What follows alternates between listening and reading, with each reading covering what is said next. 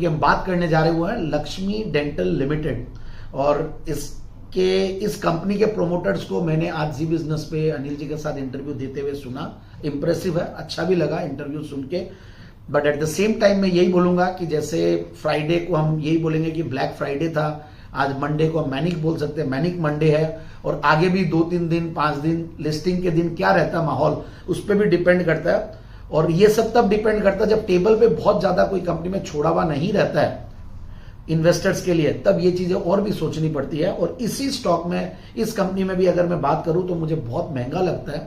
मतलब एक पीयर्स के साथ अगर कंपनी को कंपेयर करें और ओवरऑल एक एसएमई सेगमेंट में एक कंपनी इनकी पीयर लिस्टेड है और उससे मैंने कंपेयर करके देखा तो ये वैल्यूएशंस महंगे साइड पे हैं। पी मल्टीपल महंगा, price to book value multiples पे महंगा, मतलब 52-53 टाइम्स का price to book value multiple काफी महंगा होता है। और दूसरी बात यह है कि ये आईपीओ भी है, 700 करोड़ का है, उसमें ओएफएस कंपोनेंट बहुत हाई है, 560 करोड़ का।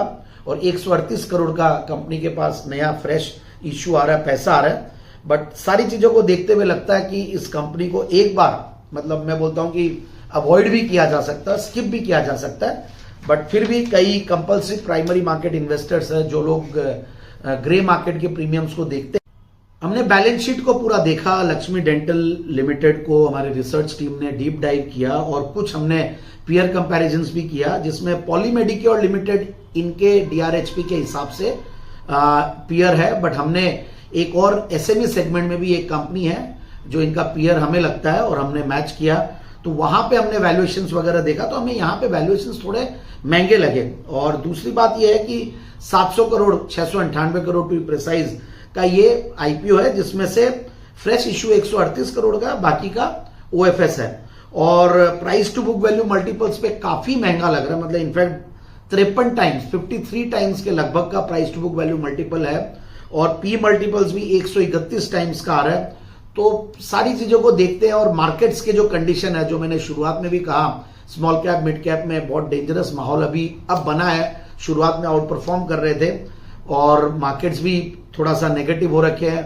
लिस्टिंग वाले दिन कैसे मार्केट्स में लिस्ट होता है स्टॉक, वो भी इंपॉर्टेंट है देखना। सो ओवरऑल मुझे लगता है कि थोड़ा सा मार्केट्स में भी अब और भी अपॉर्चुनिटीज आएंगी। मार्केट्स करेक्ट हो रहे हैं तो हो सकता है वहां पे डाल दे, इतने महंगे पी वैल्यूएशंस वाले स्टॉक में नहीं डालें। बट कई लोग हैं जो मैं जानता हूं कि मेरे ये वीडियो जो देख रहे हैं और कई लोग जो मार्केट्स में हैं, वो लोग प्योरली कंपल्सिव आईपीओ इन्वेस्टर्स है। वो सेकेंडरी मार्केट्स में नहीं आना चाहते और वो आईपीओ के माध्यम से ही इन्वेस्ट करते हैं, या उनकी ट्रेडिंग स्ट्रैटेजी बोल लीजिए, इन्वेस्टिंग स्ट्रैटेजी बोल लीजिए, वो आईपीओ ही है। तो उनके लिए मैं जरूर से यही बोलूंगा कि कंपल्सिव आईपीओ प्राइमरी मार्केट जो इन्वेस्टर्स हैं वो लोग लिस्टिंग गेन्स के लिए अप्लाई कर सकते हैं। वो भी मैं लिस्टिंग गेन्स के लिए ये बोल रहा हूं कि हम भी अगर आज बातचीत करते हैं तो जो वेबसाइट्स में जो ग्रे मार्केट प्रीमियम्स है उनको देखते हुए मैं बोल रहा हूं वो अपने रिस्क पे ले। बट ओवरऑल हमारी रिस्क एक बार के लिए तो स्किप करने की है, हमारी जो राय है वो स्किप करने की है। सो मुझे महंगा लगता है आईपीओ, मॉडल ठीक है, बिजनेस मॉडल इंटरेस्टिंग है, डेंटल टूरिज्म ये सारी चीजें आ रही है, काफी सारे कंपनी के एडवांटेजेस भी है। ये नहीं बोल सकते कि कंपनी में वो नहीं है, अच्छा माहौल होता तो बिल्कुल और अच्छा लगता।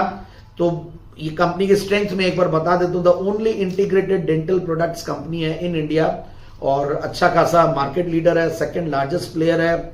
इनफैक्ट डोमेस्टिक लेबोरेटरी बिजनेस में लार्जेस्ट एक्सपोर्टर है, laboratory with increasing adoption of digital dentistry. तो ओवरऑल बड़ा काम है, बड़ी कंपनी है। बट फिर भी मैं यही बोलूंगा, हमने मार्केट्स को देखते हुए जो समझा, हमें लगता है कि एक बार इस आईपीओ को स्किप किया जा सकता है और जो प्राइमरी मार्केट इन्वेस्टर्स है कंपल्सिव, वो अपनी इसमें लिस्टिंग गेन्स के लिए अप्लाई कर सकते हैं। Thank you so much.